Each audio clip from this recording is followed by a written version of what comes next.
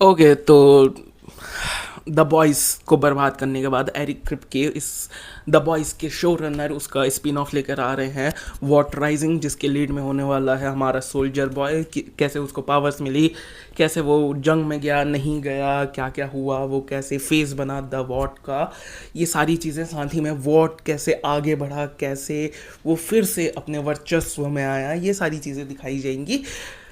अब तुम्हें लग रहा होगा कि इतना लेट क्यों, तकरीबन एक महीने पहले या उससे ज़्यादा ही पहले इसका टीज़र वगैरह आ गया था, तो was the point talking now? क्योंकि अभी तक मैं सोच रहा था कि मैं नहीं देखने वाला, इन्होंने द बॉयज़ को बर्बाद कर दिया, मेरे को नहीं मतलब है, मैं नहीं देखूंगा। लेकिन अब मैं सोच रहा हूँ कि क्यों नहीं, I will hate watch this. मैं अपनी नफ़रत से देखूंगा, बिल्कुल हेट करने के लिए देखूंगा इस सीरीज़ को मैं।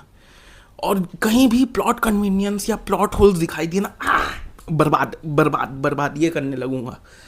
मेरा एम ये है अब, क्योंकि बर्बाद तो कर दिया इन्होंने द बॉयज़ को, होमलैंडर के कैरेक्टर को, एंडिंग को बर्बाद तो कर दिया।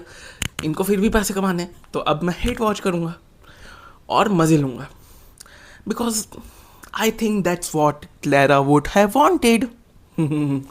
I think that's what Clara would have wanted, so I want to fulfill Clara's wish by hate watching this. The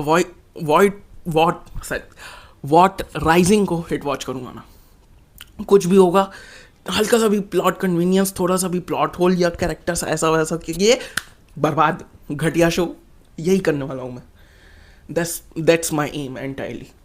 बाकी देखा जाए तो इसको as a murder mystery type का डेवलप किया जा रहा है, जहाँ पर 1960s या फिर लेट 50s में इन लोगों ने जर्मनी से लोगों को बुलाना शुरू किया था अमेरिका में, ताकि अमेरिका में डेवलपमेंट हो सके। जो सारे वर्ल्ड वॉर 2 के बाद जो साइंटिस्ट वगैरह जितने भी टैलेंटेड या स्किलफुल लोग थे, उन सबको अमेरिका बुलाना चालू किया था। उनको वीज़ास दिए, उनको सिटीजनशिप दी, और Indian sorry American programmes, Indian कहाँ से आ गया पता नहीं, अमेरिकन प्रोग्राम्स को, अमेरिकन टेक्नोलॉजी वगैरह को, उसके ऊपर रिसर्च एंड डेवलपमेंट वगैरह वगैरह शुरुआत करने की कोशिश की। और आज अमेरिका जहाँ है उन्हीं नाजी साइंटिस्ट वगैरह के कारण है, तो या उन सब को लेकर फोकस किया जाएगा। उन्हीं में से एक होने वाला है वॉट, जिसके नाम पर ही वो कंपनी भी बनती है, और वो यहाँ पर अमेरिका में आकर के अपने एक्सपेरिमेंट्स करेगा, ह्यूमन ट्रायल्स वगैरह वो सब करेगा, और आखिर में बनाएगा सुपर ह्यूमंस, सुपर हीरोज़, जिसको कर करके द बॉयज़ की कहानी फ्यूचर में स्थित है। ये है 1950s 1960s की कहानी, जहाँ पर काफ़ी चीज़ें, कैसे CIA नज़र रखने की कोशिश कर रहा है वॉर्ड के ऊपर, और ये जो पूरे ह्यूमन ट्रायल्स या सुपर हीरोज़ वगैरह की बकचोदी चल रही है उसके ऊपर नज़र रखेगा कि कोई गलत ना हो, वो सारी चीज़ें भी हैं। CIA में भी बहुत लोग होंगे जो इन पे ऊपर भरोसा नहीं करते होंगे, और बहुत ही पैनी नज़र रखे होंगे कि कुछ भी गलत हो और पकड़ लेंगे सालों को, इस तरीके से। तो या I am gonna hit watch this and I am gonna enjoy it. कुछ भी हुआ, इतना सा भी कुछ हुआ, अरे क्रिप्के ने बर्बाद किया है भाई द बॉयज़ को यार। यार मैं अभी तक उभर नहीं पाया हूँ उस कि पूरा का पूरा सीज़न बर्बाद कर दिया। और इंटरव्यू दिए जा रहा था कि हर किसी को पसंद नहीं आ सकता, तुम हर किसी को जस्टिस नहीं दे सकते, हर कैरेक्टर को जस्टिस नहीं दे सकते, ये सब मेटा कमेंट्री की है इसने द बॉयज़ के फाइनल सीजन में।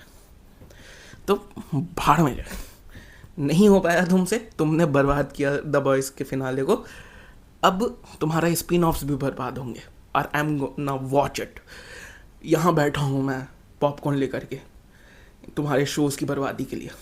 बाकी तुम बताओ, तुम कितने एक्साइटेड हो वॉट राइजिंग के लिए, और क्या तुम हेट वॉच करोगे, या तुम्हारे अंदर थोड़ी बहुत उम्मीद बची है कि हाँ कुछ अच्छा हो सकता है, शायद ये जो नया कहानी उन लोग दिखाने की कोशिश कर रहे हैं उसको जस्टिस दे पाएंगे, जो कि उन्होंने ओरिजिनल सीरीज़ को नहीं दी, जिसने लिटरली उनको बनाया, इतना फेमस किया, उसको जस्टिस नहीं दे पाए, लेकिन समहाउ इस स्पिन ऑफ को जस्टिस देंगे। अगर तुम्हें ऐसा लगता है तो बताना। Okay bye.